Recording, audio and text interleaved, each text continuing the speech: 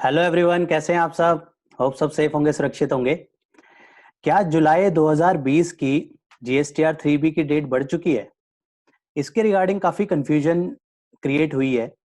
जैसे कि हम सब देख सकते हैं स्क्रीन में, देखेंगे अगर हम जुलाई मंथ सेलेक्ट करते हैं, वहां पे जो ड्यू डेट दिखा रहा है वो दिखा रहा है 29 सितंबर 2020।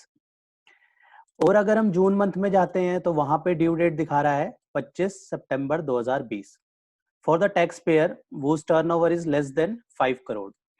तो ऐसे केस में जो है काफी ज्यादा कंफ्यूजन क्रिएट हो रही है कि क्या सच में ड्यू डेट बढ़ चुकी है। इसके रिगार्डिंग कोई नोटिफिकेशंस वगैरह जो है नहीं मिल पा रही हैं।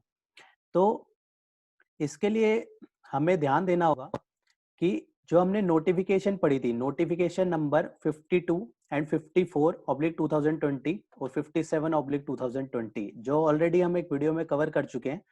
अगर किसी को उसकी डिटेल जो है डिटेल में उसके रिगार्डिंग चर्चा चाहिए तो वो जो है उस वीडियो में रेफर कर सकता है। इसमें हमने देखा था relief in the late fee to the tax payer filing form 3B।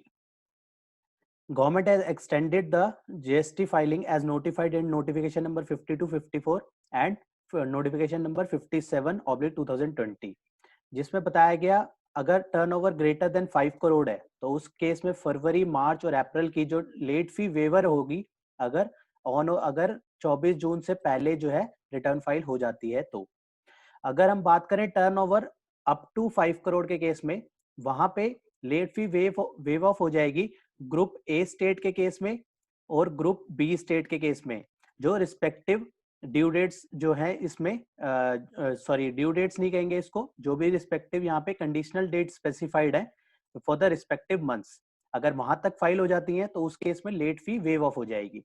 अगर इन डेट्स तक रिटर्न नहीं फाइल होती तो उस केस में क्या होगा, उस केस में नोट 1 में लिखा हुआ है कि अगर इन डेट्स तक जो है फाइल नहीं हुई लेकिन 30 सितंबर 2020 तक जो है रिटर्न फाइल कर दी, तो उस केस में क्या होगा, जो रिड्यूस्ड हमारे जो लेट फी होगी वो रिड्यूस्ड हो जाएगी 500 रुपए तक अगर टैक्स लाइबिलिटी होगी। अगर टैक्स लाइबिलिटी नहीं होगी तो वो लेट फी रिड्यूस हो जाएगी 0 तक।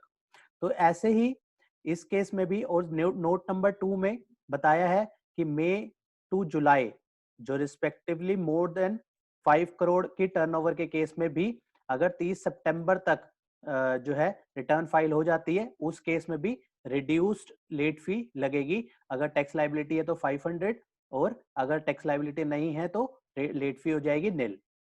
तो और उसके बाद जुलाई 2017 से जनवरी 2020, इसके रिगार्डिंग भी हम नोटिफिकेशन ऑलरेडी डिस्कस कर चुके हैं एक वीडियो में।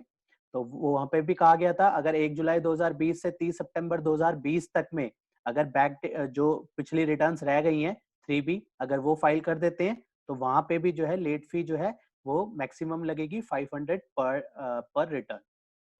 और इसके रिगार्डिंग ग्रुप ए में कौन से स्टेट आते हैं और ग्रुप बी में कौन से स्टेट आते हैं वो रिस्पेक्टिवली यहाँ पे बताया गया है।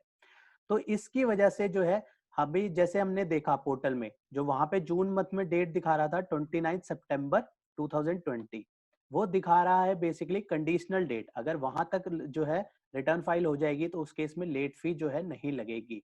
वो जैसे कि हमने देखा कि कंडीशनल डेट जो है वो ड्यू डेट नहीं है, वो एक डेट है जहां तक लेट फी और इंटरेस्ट में जो है गवर्नमेंट ने वेवर दिया है। वहां पे अगर हम उस डेट से पहले फाइल करते हैं तो हमें जो है बेनिफिट होगा लेट फी और इंटरेस्ट में।